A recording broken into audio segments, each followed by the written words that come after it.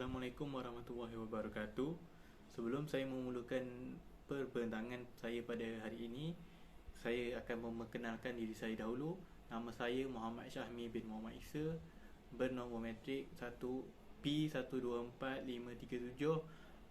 daripada set 16. Isu yang saya ingin bentangkan adalah berkaitan dengan isu kekurangan prasarana di sekolah.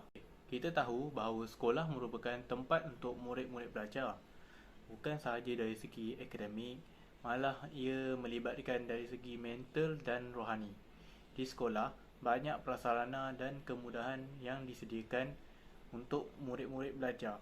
Jika dibandingkan sekolah pada hari ini dengan sekolah pada zaman dahulu, kita dapati telah berlaku banyak perubahan yang kita boleh lihat dari segi fizikal dan teknologi. Contohnya, guru-guru menulis menggunakan kapur di papan hitam, tetapi sekarang guru-guru menggunakan marker untuk menulis di papan putih. Ada 3 komponen utama infrastruktur pendidikan.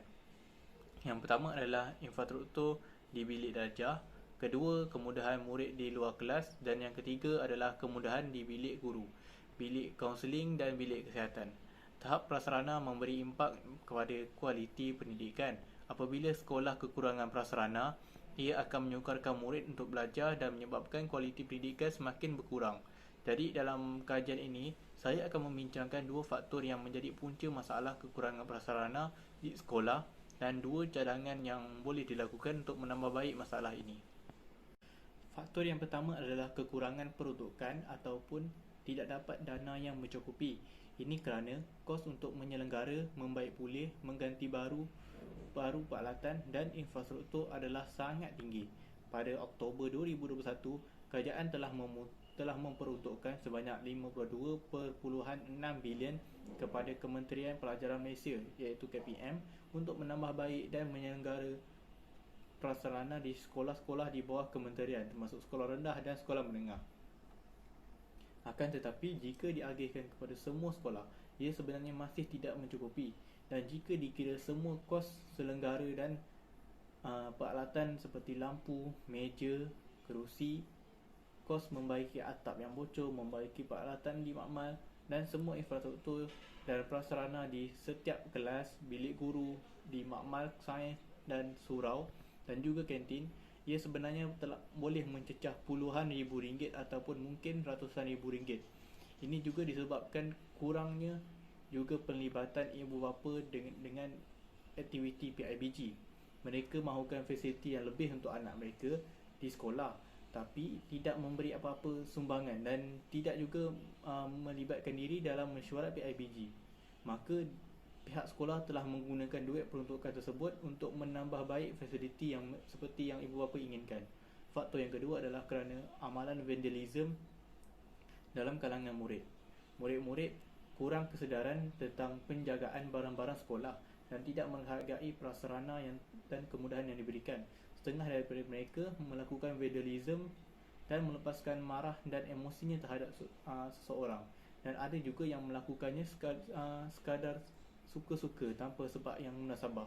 Apabila terlalu banyak kerosakan, ia akan menyebabkan banyak kos untuk menyelenggara prasarana tersebut dan untuk membaiki dan menggantikan yang baru. Cadangan untuk membaik pulih yang pertama adalah mewujudkan satu dasar atau blueprint, iaitu pelan tindakan secara terperinci bagi menangani isu sekolah di Malaysia.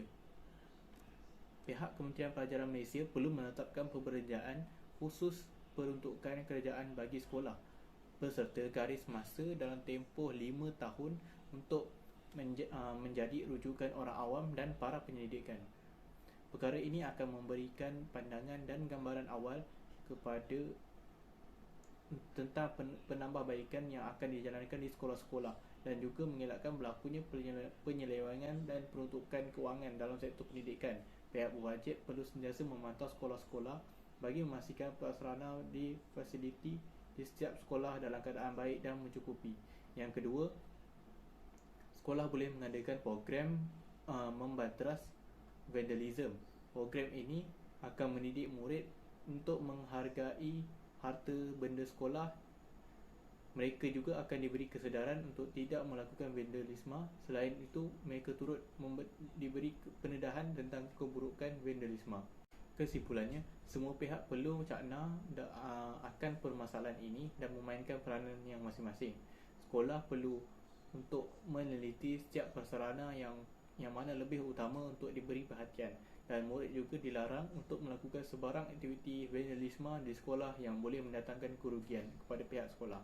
Sekiranya dua faktor ini dapat diatasi, maka kualiti pendidikan akan dapat dipertingkatkan. Jadi itu saja daripada saya. Sekian, terima kasih.